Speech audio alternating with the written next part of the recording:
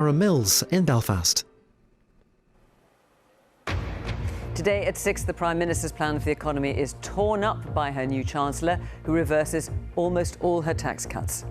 Jeremy Hunt said there will now be no cut in the basic rate of income tax and warned of spending cuts to come. This government will take the difficult decisions necessary to ensure there is trust and confidence in our national finances. That means decisions of eye-watering difficulty. There is long-term damage that can't be undone. Once you've crashed a car at 100 miles an hour, you've damaged it for good, and you're going to be paying much more on your insurance for years to come. The 2-year cap on energy prices is also gone. Now it will last only until April and will be targeted from then on. Voters try to digest all today's changes. It's like 1 minute you've got one thing, and then the next minute you've got another thing. You just don't know whether you're coming or going. What the cockeyed hell is going on? Give her a chance, I think, see what she can do, what she can bring to the table. Meanwhile, questions are swirling about how long the Prime Minister can remain in the job, as MPs from her own party are openly talking about replacing her. Also tonight, Russia launches lethal attacks on the Ukrainian capital Kiev using Iranian-made drones. And hundreds of Metropolitan Police are getting away with law-breaking and misconduct, according to a new report. And the news in Northern Ireland. A man in his 50s dies after a machete attack in Omagh. And big changes to the mini-budget, but what will they mean here? We'll have the latest.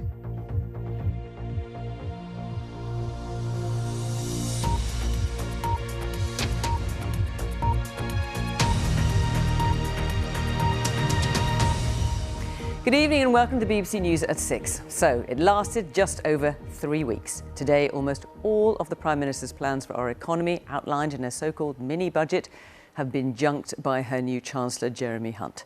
And tonight, Liz Truss is fighting for her political survival, with a few of her own MPs calling openly for her to quit, and many more doing so in anonymous briefings. Now, this gives you an idea of the scale of how much has been dropped from the PM's plan for growth last month. That's everything crossed out in red, which then Chancellor Kwasi Kwarteng announced in Parliament, and how little remains.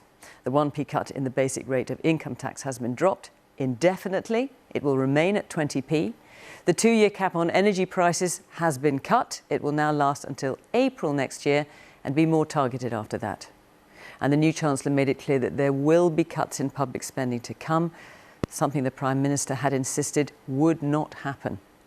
Jeremy Hunt told MPs this afternoon that decisions need to be taken of what he called eye-watering difficulty.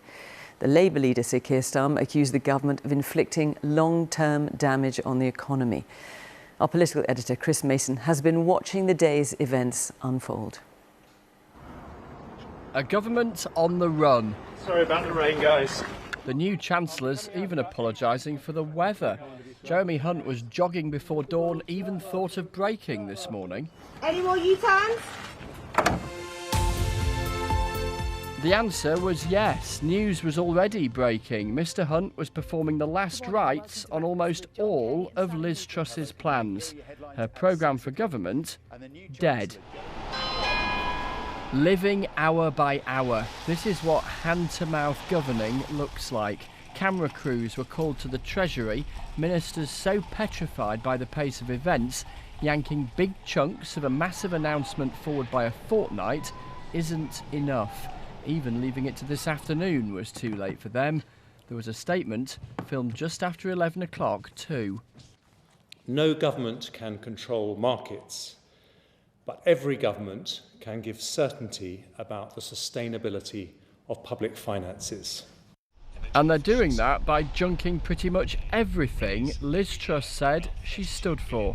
We will reverse almost all the tax measures announced in the growth plan 3 weeks ago that have not started parliamentary legislation. Cancelling a rise in national insurance and changes to stamp duty in England and Northern Ireland, the only bits held on to. The planned cut in income tax in England, Wales and Northern Ireland is off. But at a time when markets are rightly demanding commitment to sustainable public finances, it is not right to borrow to fund this tax cut. So I've decided that the basic rate of income tax will remain at 20%, and it will do so indefinitely. And that wasn't it. The very crutch against which the Prime Minister has leant through weeks of criticism, her help with energy bills for 2 years, that was being watered down too. The Prime Minister and I have agreed it would not be responsible to continue exposing public finances to unlimited volatility in international gas prices. So I'm announcing today a Treasury-led review into how we support energy bills beyond April next year. There will be more difficult decisions, I'm afraid, on both tax and spending. Stark and blunt, taxes will be higher and government spending will be lower than was planned. So in all of this, where on earth is Liz Truss? There is absolutely no sign of her. Remember, today is about two things. Yes, those budget changes, but also her future. So what is it? Just gone 3:30, and Labour have tried to haul the Prime Minister to the Commons to answer their questions. But she has said no and sent along a Cabinet Minister instead. With apologies to the Leader of the Opposition and the House, the PM is detained on urgent business. From the opposition parties here, derision. How can Britain get the stability it needs when all the government offers is grotesque chaos? How can Britain get the stability it needs when instead of leadership we have this utter vacuum? How can Britain get the stability it needs when the Prime Minister has no mandate from her party and no mandate from the country? Where on earth is the Prime Minister? And if she doesn't even have the backbone to show up here today, is there really any point in her showing up here again? Surely time's up. She needs to go and let the people decide. For the damage and pain they have caused across our country, will the Leader of the House, on behalf of her whole party, address the people and businesses of our great country and apologise? And this Labour MP suggested... And all we know right now is, unless she tells us otherwise, that the Prime Minister is cowering under her desk and asking for it all to go away. The Prime Minister is not under a desk, as the Honourable Lady. Listen to the barracking and just look at Penny Mordaunt's facial expression. Wherever she had been, we finally did spot Liz Truss making her way to Parliament. I know that the Prime Minister... Just before 4:30, she arrived in the Commons. Her ministers shuffle along to make space for her, as a growing number on her own side wonder when she might shuffle off as Prime Minister. A bit like the Great Wall of China, this wave of U-turns is probably visible from space. What today was about was the government attempting to reassure the markets that its numbers add up. But in so doing, there is a danger that they sow worry amongst millions of people. Tax cuts cancelled, spending cuts coming, grim headlines ahead. And then there are the questions about the Prime Minister's future, with so many on her own side thinking that she is now an empty vessel, mugged of her believability, her agenda, her credibility. And yes, her programme for government is finished, but she insists she is not, and she'll be carrying on. Chris Mason at Westminster, thank you. Well, the government's emergency action today was to reassure the markets, which have reacted positively. So how much money has the government saved by ditching its tax cuts, and how big is the hole still remaining in the country's finances? Here's our economics editor, Faisal Islam. The ink was barely dry on the growth plan, the official name for the mini-budget, when it began to fall apart in spectacular fashion. Measure after measure have dissolved within just days. And now, after 24 days, all the tax measures not already passing into law, along with one of its authors, have vanished from the government's agenda. Today, the new Chancellor didn't just announce a new chapter in economic policy, it was a complete rewrite. Of the £45 billion of tax cuts announced at the mini-budget, we'd already heard that reversing the planned corporation tax cut would knock off £19 billion. And the £2 billion for the top rate of 45p, well, that was scrapped first. Today, another £7 billion in other tax cuts was scrapped, including things like a freeze on alcohol duty, leaving £17 billion. The stamp duty cut and the reversal of the rise in national insurance. But Jeremy Hunt went even further, not only cancelling the proposed early cut in the basic rate of income tax, but getting rid of it into the future, so going beyond reversing the mini-budget policies and leaving the tax-cutting Prime Minister with a higher path for the basic rate of tax than she inherited. That raises the Treasury £5 billion a year. Net that off, and you still have a hole of £12 billion. But the gap's actually grown by £20 billion at least because the economy's been hit and we face higher interest rates. And so all in all, that means a large gap, £30-ish billion, and so a squeeze on public spending, hard-pressed departments, perhaps welfare payments, perhaps more tax rises required. This has certainly helped us towards a much more sustainable public finance situation. The Chancellor also said he's going to be looking at spending.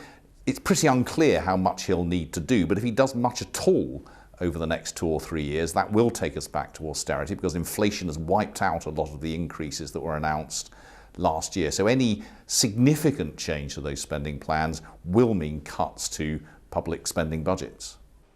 Why now? This was all about reassuring the markets. And you can see from this chart that shows the cost of government borrowing, it did have the desired effect, with those interest rates on government bonds coming down by about half a percentage point. But let's put that in context. And you can see that while today saw those yields come down, the cost of government borrowing is still higher than it was before the mini-budget around here, higher than similar countries, suggesting an ongoing premium. But the big picture is that a further spiral up has been prevented as the credibility cup begins to fill again. It was a relief to see what the Chancellor had to announce today, but certainly the measures that were tabled today are not enough to really cover the whole of the budgetary black hole. And for that we have to wait till the end of the month, on October the 31st. Now, that will give us more detail about what the government is going to do to balance this budget. That's going to be essentially very important for the market outlook. And it's some of those government borrowing rates feeding into things like fixed mortgage rates and the cost of business lending. Perhaps this stops that further increasing, but the flip side of that could be some millions of people facing the full market costs for energy bills and higher taxes too, and there's more to come. Fast Liz Lamb reporting there. So what is the likely impact on all of us of today's surprise announcement? Our Consumer Affairs correspondent Coletta Smith has been talking to people in Bolton. Going places like swimming and stuff, it's a little bit of extra money, but in the long run you're not in the house all day, so it works out better. Mary was hoping to take longer on maternity leave with baby Blake, but if they have to pay more on energy bills, that might all change. My partner works on the railway as well, so with him striking, we're losing pay with that, so it's just a little bit difficult. It's choosing when to put the heating on and when not to, so yeah. It's getting harder and harder. I might have to go back to work earlier than I want to, but it's just one of them. Everyone's in the same boat, aren't they? The estate agent in the centre of town are hoping mortgage prices will stabilise after a tough few weeks. There has been situations where people felt they had enough deposit to be able to purchase, but unfortunately because their price bracket to what they can afford financially has changed, they've unfortunately been forced back into renewing that rental lease or staying at home that little bit longer to save to get back up to the bracket they were looking at. Boss Stewart owns this branch and 5 others, and he's not happy that the cut in corporation tax has been cancelled. We were hoping to save that, because that would be reinvested then back into the business for next year. We'll look at our marketing costs and our expenditure, and we'll look to try and make savings on that front. Markets may be happy, but most households are worse off today compared to under yesterday's plans. If that energy price guarantee is dropped in 6 months' time without any extra protections, that'll leave households with around an extra £1,000 a year to find just to cover those energy bills. And without the extra tax cuts that were promised, that'll be even harder to manage. For the most vulnerable, alongside the food here at Urban Outreach, last month they also dished out thousands of pounds worth of energy top-ups for prepayment meters. When that machine is empty, that's empty and it's off. So for some people coming in with those card meters, tonight they've got light, tonight they can cook, tonight they can put the heating on. Dave says for many, fears of a price hike in the spring will make them cut back even more this winter. For elderly people or people with illnesses that require themselves to stay dry, to stay warm, if they don't do that, they then become people in need of the NHS. The NHS is also struggling. The most vulnerable are still facing big unknowns, and middle earners may be facing the biggest financial stretch to stay warm. Coletta Smith, BBC News in Bolton. Well, you can follow events, and they're changing fast, on BBC News Online. That's bbc.co.uk/news, and of course by using the BBC News app. The Commissioner of the Metropolitan Police, Sir Mark Rowley, has called for hundreds of his officers to be sacked after a report found many of them are getting away with criminal behaviour. The review of the Met's internal misconduct system was commissioned after the murder of Sarah Everard by a serving police officer. It says many claims of sexual misconduct, misogyny and homophobia are badly mishandled, and that there are unacceptable levels of racial bias. Here's our special correspondent Lucy Manning. The murder of Sarah Everard, the turning point, but the dangerous behaviour of some officers ongoing. When a police officer kidnaps, rapes and kills a woman, trust is forfeited. Too many allowed to get away with sexual harassment, racism, misogyny. I have found in their internal misconduct system that it's not good enough, it's not quick enough, and it has racial disparity. And the force needs to accept that. The whole force needs to accept it. They mustn't deny it. The report is clear. The Met system for dealing with its officers is not fit for purpose. It has a systemic racial bias and misses repeat offenders. One officer had 11 complaints against him, from assault to abuse to sexual harassment. He's still in the Met. Palm Sandhu was a chief superintendent. Black and Asian officers are 80% more likely to be accused of misconduct. She was one and sued for discrimination. I absolutely was targeted because of my racial background and the fact that I had raised a misconduct issue many years before against another senior officer. And because of that, you then become targeted yourself, you become ostracised. When two police officers take photos with the dead bodies of murdered sisters Nicole Smallman and Bieber Henry, then share them with colleagues, it's clear too many unsuitable officers have been allowed to stay. It's time now for change, and we need that, because when we're in trouble, the only people we can call are the police. And if you're not sure that they're going to be honest and true, we're all left in a terrible state. From the Met's HQ, you can look out over London and the people the officers here are supposed to serve. But the failure over years and decades to get to grips with corrupt and dangerous officers have left that public at risk. The new commissioner admits hundreds of officers who should have been sacked are still in the Met, and it's appalling. I'm so angry about how we've let so many people down. Just what you read about what women and non-white officers are suffering in the organisation, it's disgraceful, our feebleness in our response to that. And I apologise to them that we've let them down so badly, and I apologise to the public for what that means for them as well. But for too many years, the Met has failed to police itself. Change is always promised, but so far has never come. Lucy Manning, BBC News. The time is nearly 6:20. Our top story this evening. The Prime Minister's plan for the economy is torn up by her new Chancellor, who reverses almost all her tax cuts. And still to come, the Scottish Government set out its plans for the economy in an independent Scotland. Coming up on BBC Newsline, a woman appears in court charged with the murder of this man, Tony Brown. The Taoiseach is here to talk, but can he unlock the Stormont stalemate?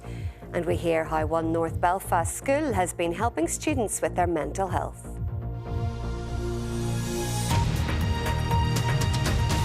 Russia has attacked the Ukrainian capital Kiev with a wave of Iranian-made explosive drones. This is one here over the skies of the city. The strikes killed at least 4 people, including a pregnant woman and her husband. Airstrikes have also hit critical infrastructure in 3 regions beyond the capital, cutting off electricity to hundreds of towns and villages. Our correspondent Paul Adams reports from Kiev. Ukraine's capital under attack again. Moscow determined to keep Kiev on the front line. The city's defenders equally determined to tackle the threat any way they could. But the drones came thick and fast. Of 28, 5 got through. One tore this elegant apartment building in 2. Half of it is gone. For one elderly resident, a narrow escape. Her balcony just a few feet from the impact. We saw how this pulse, it looks like something. I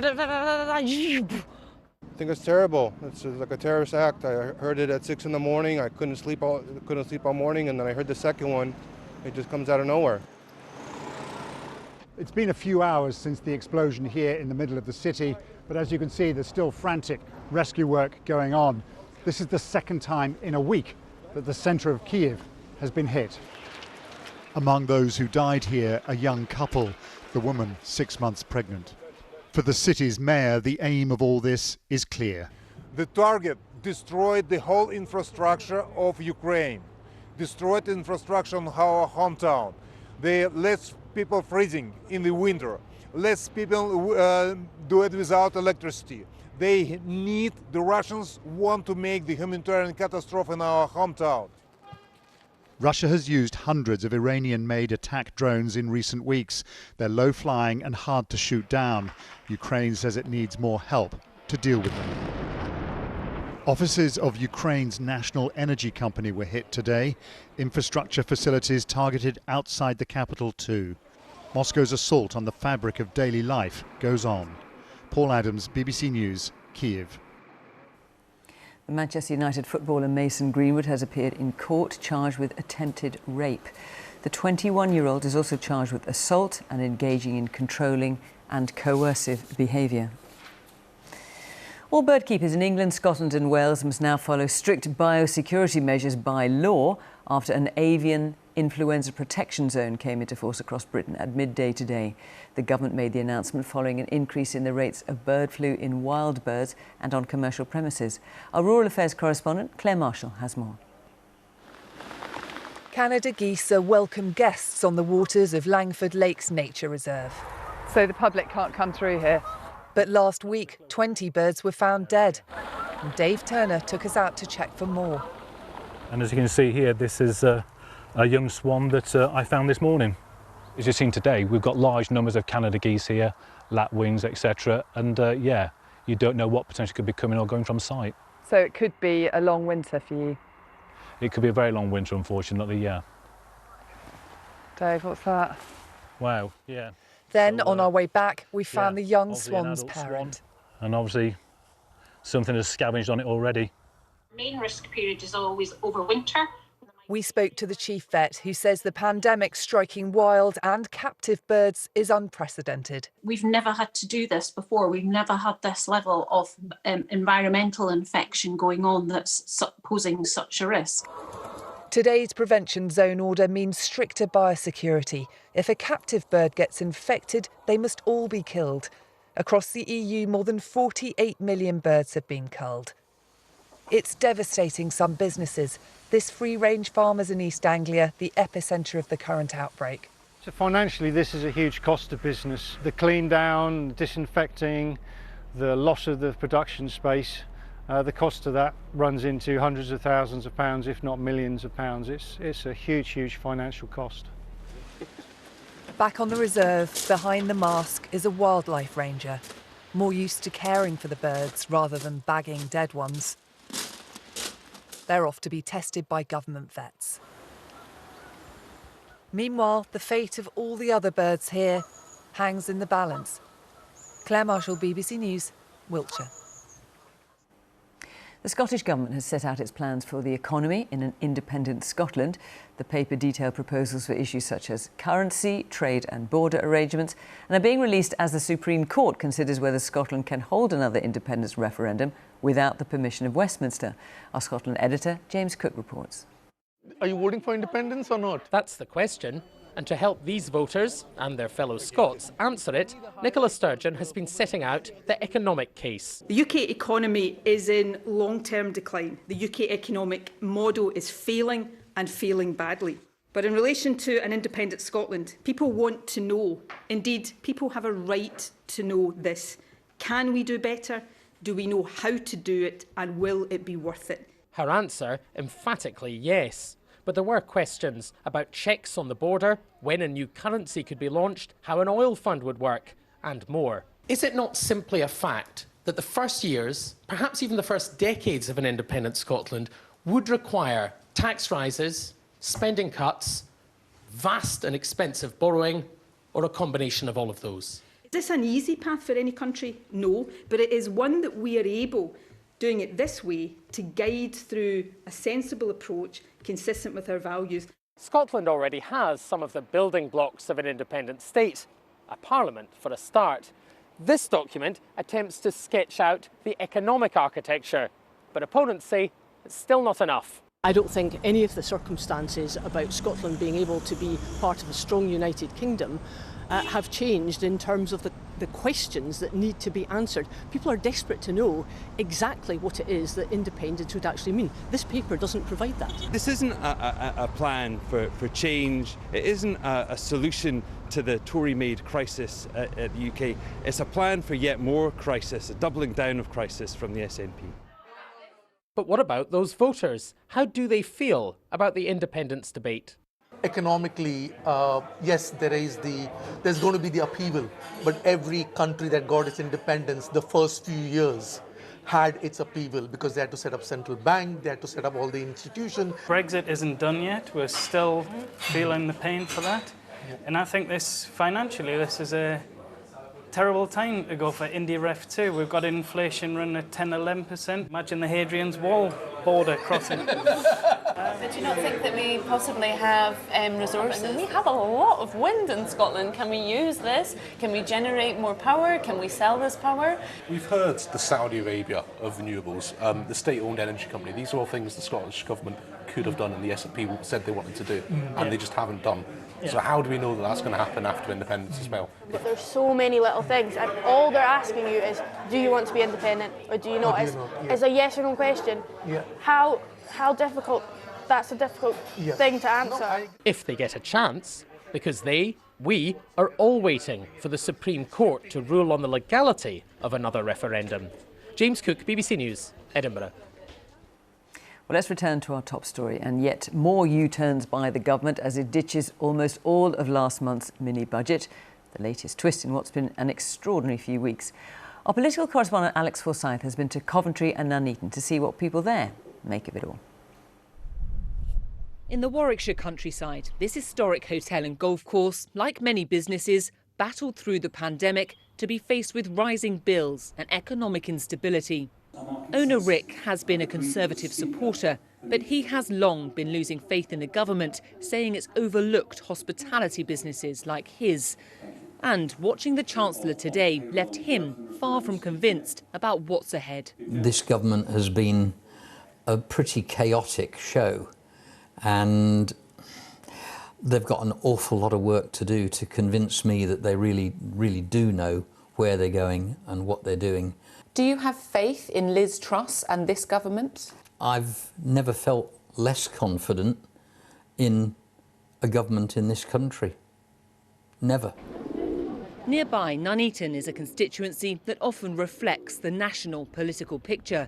Currently Conservative, it has been Labour in the past. Some here say the Prime Minister should be given time. She's not been here very long, she's not made a great start, but see how she goes. There's not much confidence in the government really at the moment, but I don't know who would be better to replace her. Give her a chance, I think, see what she can do, what she can bring to the table, but I think she's just got to try and find some trust in people. Just off the high street, this cafe's been run by Sharon for the past 13 years. A Conservative voter, she's run out of patience with the government's changing position. Like 1 minute you've got one thing, and then the next minute you've got another thing. You just don't know whether you're coming or going. We've got Liz, and if she's not running the country, then she needs to go. Do you think she is running the country? Customers Sheila and Linda share a sense of frustration. What the cockeyed hell is going on? We've had one, Boris, out. Now it's her. She's no good either. Haven't they got one good one between them all? What do you think should happen now? Do you think Liz Truss can keep her job? No. Why not? I don't believe anything she says now.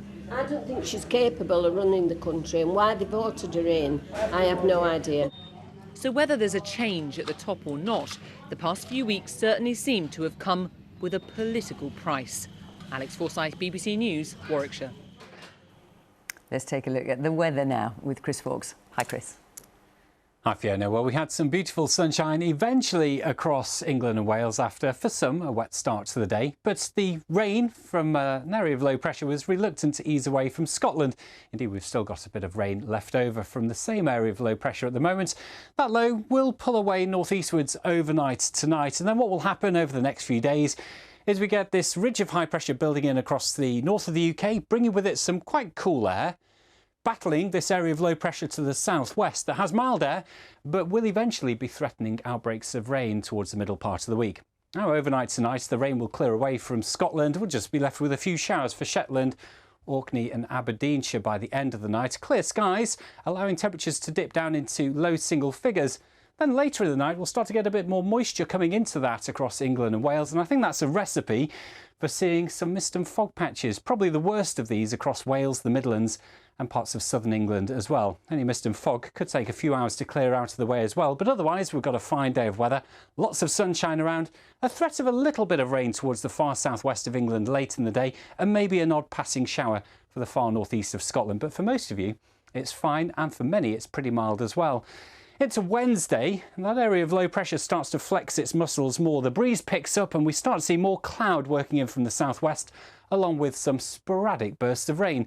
They should stay away from Scotland, where high pressure still hangs on, but if anything, it's getting a bit colder here. Temperature about 9 to 12 degrees in the north.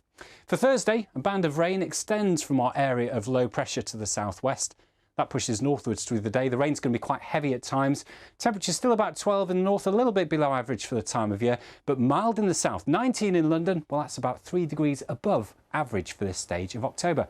That's how the weather's looking. Fiona. Chris, thanks very much. That's the BBC News at 6. You can keep up with all the latest political developments on the BBC website, of course. We'll have more here at 10. But from the 6 team, it's goodbye, and the news continues here on BBC One. Now it's time to join our news colleagues across the nations and regions for the news where you are. Bye-bye.